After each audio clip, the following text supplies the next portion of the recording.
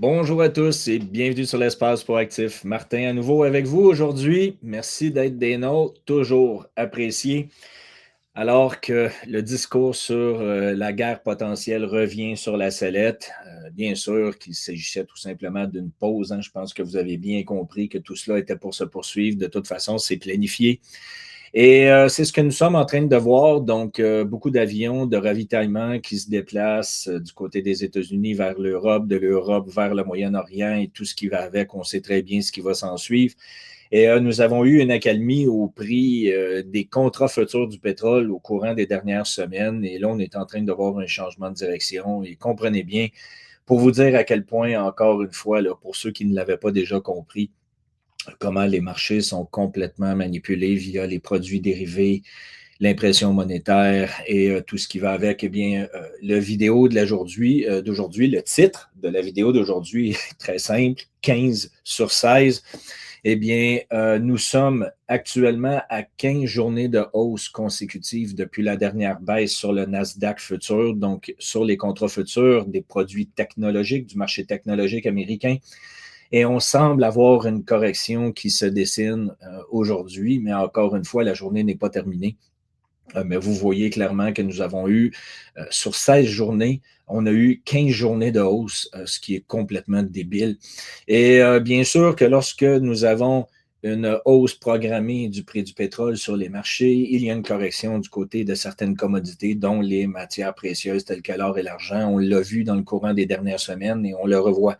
À quoi peut-on s'attendre pour les prochaines semaines et les prochains mois? Eh bien, c'est ce que je vous ai concocté aujourd'hui. Regardez bien les petites photos, les petits diagrammes que je vais vous présenter dans quelques instants. Je crois vous avoir encore une fois déniché des trucs très pertinents qui vont vous donner un peu là, de direction sur ce qui s'en vient. Encore une fois, nous ne donnons jamais de conseils financiers. Vous le savez, vous êtes complètement responsable de vos décisions. Ce ne sont pas des conseils financiers, il s'agit simplement de mon opinion personnelle. Mais on a quand même une bonne tendance dans les marchés pour dicter, voir ce qui va se produire par la suite. Donc, le discours de la guerre modifie les comportements du marché, comme vous pouvez le constater, mais en grande générale, actuellement, le marché des actions, particulièrement du côté des États-Unis, ben, fait fi de tout ce qui se produit. On continue de monter, comme vous le voyez clairement ici. Donc, écoutez, je vais faire ça rapide aujourd'hui. Qu'est-ce qu'on surveille? Eh bien, on surveille d'abord le ratio or-argent, encore une fois, qui est un de mes graphiques les plus pertinents en ce moment. Donc, légère correction, c'est à voir si l'argent va continuer de prendre de la hausse versus l'or, ce qui est démontré ici par le graphique descendant, n'est-ce pas? Donc, on va voir si l'argent va poursuivre sa direction. De l'autre côté, nous avons le dollar index qui est possiblement en train de faire un changement de direction pour retourner du côté haussier, ce qui va dans le sens du prix du pétrole en ce moment. Donc, ça va être à suivre. On a toujours les mêmes pressions qui diminuent légèrement du côté des obligations sur le gouvernement japonais. Même chose du côté des États-Unis. On a eu là, une régression du côté des taux sur les 10 ans, mais ça peut changer de direction rapidement. Et la pression se continue du côté de la perte de valeur du yen japonais versus le dollar américain, qui amène la banque japonaise, comme vous le savez, à prendre des mesures fiscales, des mesures financières, pardon, et non fiscales, pour pouvoir tenter de changer la direction. Donc, pour l'instant, là, rien de majeur du côté des graphiques. Très peu de volume de transactions, même au niveau de l'argent en ce moment.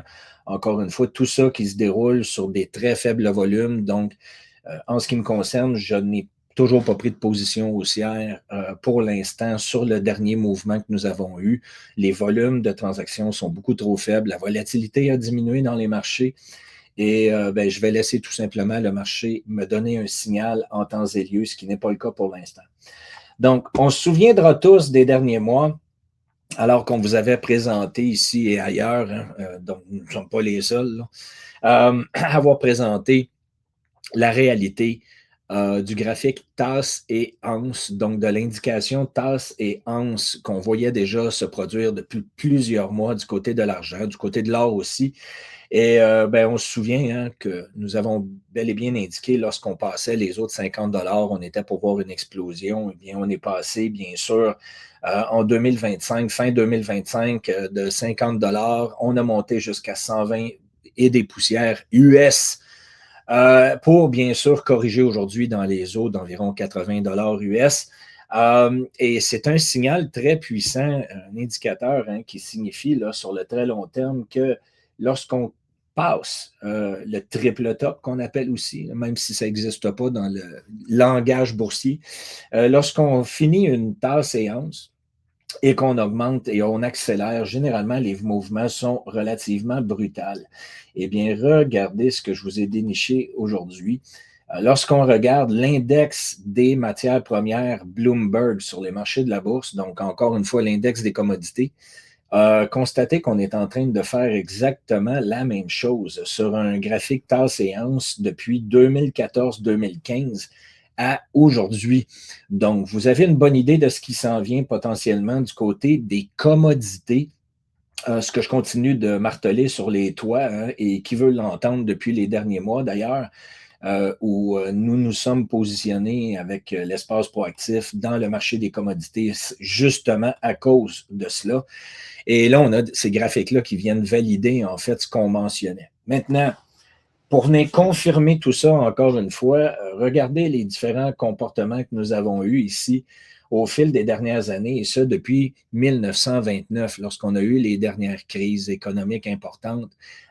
Et vous voyez exactement le comportement de 2001 à 2010. Vous avez eu le même comportement de 1962 environ à 1978. Et là, vous constatez que depuis le début de 2024, nous sommes en train de voir le même signal pour un retour vers les matières précieuses, les matières premières, tout ce qui est l'énergie, est en train de se positionner exactement de la même façon dont vous avez eu les signaux lors des dernières crises, que ce soit, comme je le mentionnais, de 1930 à 33, 30 à 42 et autres. Donc, nous allons aller vers une nouvelle ère où l'énergie, les matières premières, les matières précieuses vont prendre énormément de valeur versus le S&P 500 et les autres produits financiers. Et écoutez, je pense que encore une fois, dépendant de votre âge, c'est bien sûr qu'il est important de se diversifier dans notre risque, dans notre portefeuille, mais si vous êtes dans la vingtaine, trentaine, quarantaine, vous avez encore un bon 10-15 ans d'investissement où vous pouvez peut-être prendre un risque relativement un peu plus élevé. Regardez vers ces indications-là, parce qu'encore une fois, normalement, ces indications-là nous mentionnent que ces secteurs économiques-là surperforment en fait le marché des actions. Et on parle de plusieurs centaines de pourcents de profit potentiel. Donc, ça va être à surveiller attentivement, mais c'est vraiment un graphique qui, en ce qui me concerne actuellement, est très, très, très pertinent et qui, encore une fois, vient valider là, le secteur des commodités tel que je l'ai présenté avec la tasse et angle un peu plus tôt. Pour venir valider, encore une fois, maintenant, ici, on regarde le prix, le mouvement de l'or versus le S&P 500, encore une fois, et constater que nous sommes sur le point.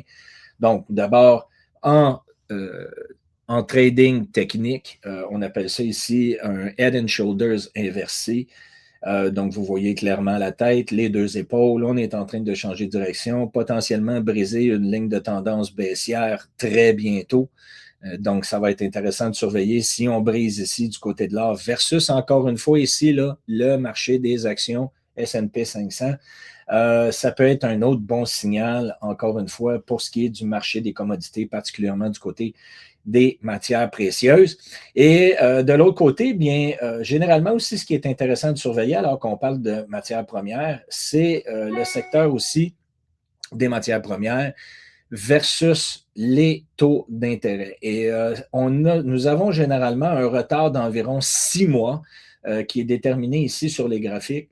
Lorsqu'on voit le marché des matières premières prendre de la force, eh bien, généralement, 6 mois plus tard, on a une augmentation des taux d'intérêt. Et quand je vous dis il y a une augmentation des taux d'intérêt, comprenez bien ici que ce n'est pas la Fed qui le détermine, c'est la pression du marché simplement qui pousse les taux d'intérêt à la hausse.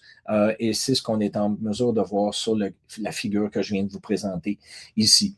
Donc, encore une fois, des informations aujourd'hui pour vous guider davantage sur certains trucs qu'on pourrait bien voir se produire dans les prochaines semaines. On va surveiller attentivement, encore une fois, le dollar américain, le prix du pétrole, la correction potentielle du côté des matières précieuses à court terme sur les mouvements. Mais pour l'instant, vous voyez clairement qu'encore une fois, tel que mentionné auparavant, les commodités vont avoir un rôle important à jouer et l'énergie au fil des prochaines semaines et des prochains mois. Donc, sur ce, je vous souhaite une belle semaine. On se reparle bientôt. Si ce n'est pas déjà fait, abonnez-vous à notre infolette gratuite. La censure approche et si vous ne voulez pas manquer notre contenu, la meilleure chose, c'est d'être en contact direct avec notre infolette proactive sur notre site web espaceproactif.com. À bientôt tout le monde. Merci.